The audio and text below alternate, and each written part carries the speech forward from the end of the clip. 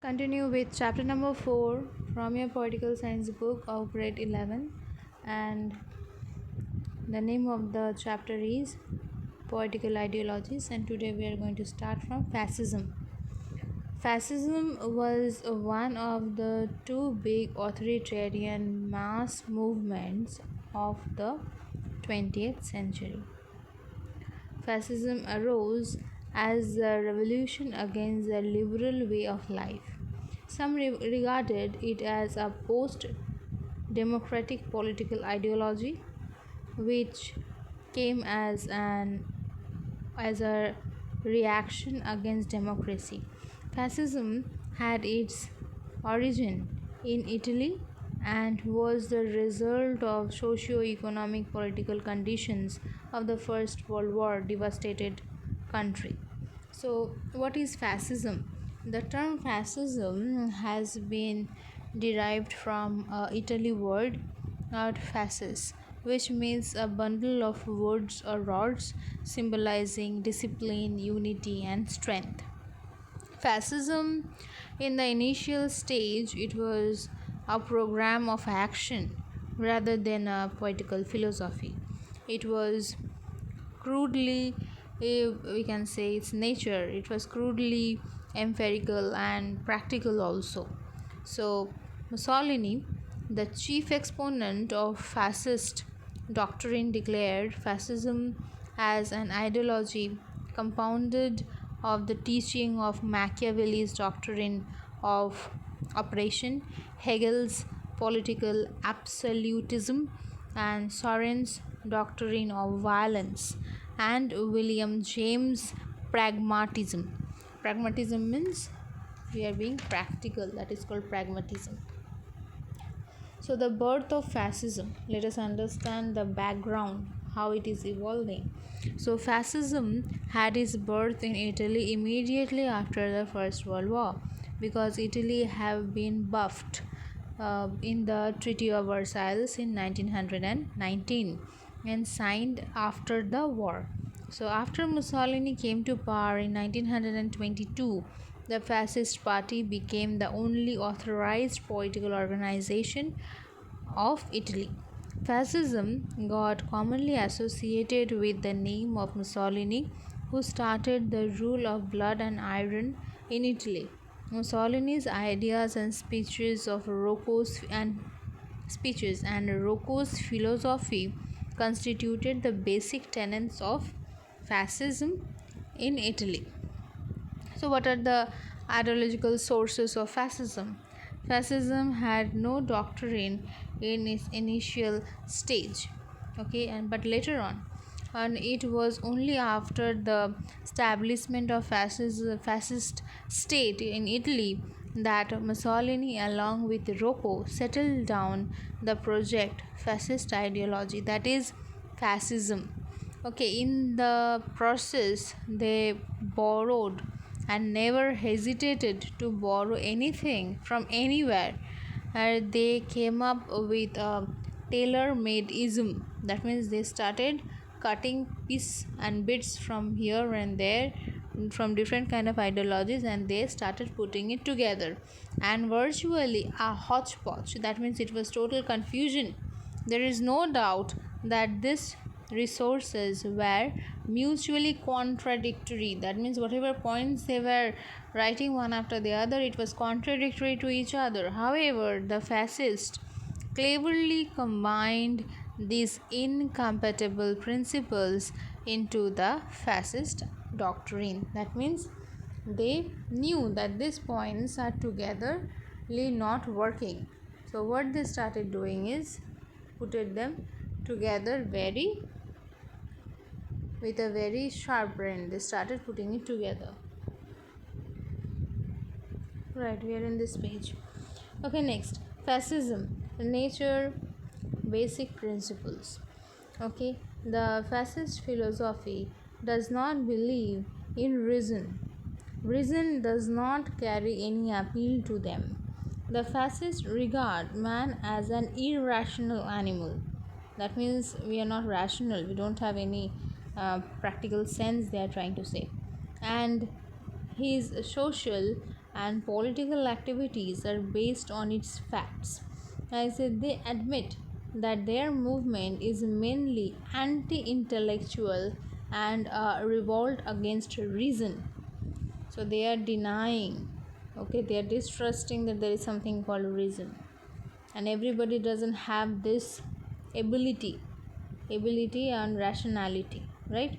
Next they are saying number 2, denial on basis of basic human equality. So fascism is opposed to the concept of human equality, which forms on the basic tenets of democracy. It affirms the inequality of man and denies the role of equality as the basis of democracy. Glorification of war and violence. The stress on violence and war has been in the third important tenet of fascism. Fascism involves a glorification of war and aggression, and fascism explicitly it defines or defends violence as a means of achieving political ends. It was through aggressiveness and violence that Mussolini would emerge as a totalitarian ruler of Italy. All of you hopefully remember totalitarian ruler. Totalitarian means having total control over every individual's life. No personal life will be there. Number 4, yeah. Number 4, faith in elitism. Elitism means rule of few, those who are elite, those who are rich. Okay, rule of the rich people. That is called elitism. Faith in elitism and total distrust of democracy. Fascists are opposed to the democratic principle of popular sovereignty. According to the fascist, wisdom does not belong to majority. The majority therefore has no right to control human society. It regards parliamentary government and political assemblies is as irresponsible. On the contrary, the fascists believe in the government by the elite. Fascism have faith in authoritarianism. Fascism believe in the application of the principle of totalitarianism in all spheres of life and governance of society. Fascism regards individual as a mere tool. Fascism is by birth authoritarian and totalitarian. And many more points are there here. Support of racism. Okay, racism means they are just supporting any one community. That is called racism. Okay, then they are saying about imperialism, then opposition of international law and internationalism.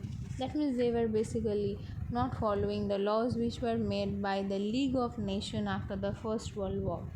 So there are lots of criticism here again against this point. They are trying to say fascism has been a hodgepodge, means it is a confusion they are talking about. Hodgepodge of ideas derived from various sources. It represents a bourgeoisie movement against socialism. Fascism ignores the development of art, literature, and culture. Glorifying or glorification of war, violence, and imperialism is unacceptable. Believe in false national unity and pride. Fascism represents anti intellectualism and irrationalism. So, these are the points where we can say that criticize fascism thoroughly. Next, as an ideology, fascism has been a hodgepodge. Its ideas are borrowed from several mutual oppressive theories. It has been the theory of absolutism, totalitarianism, war, force, violence, and imperialism. It has been a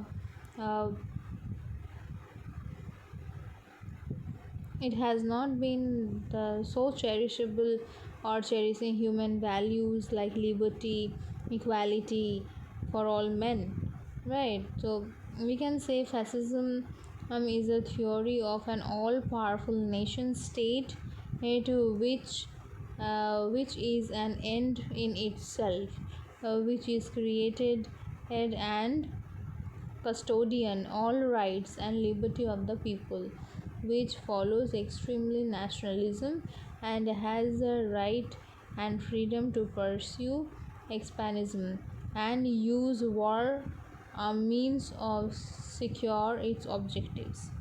So in other words, we can say it stands for any all powerful totalitarian state governed by single leader, single party, single government, and single ideology.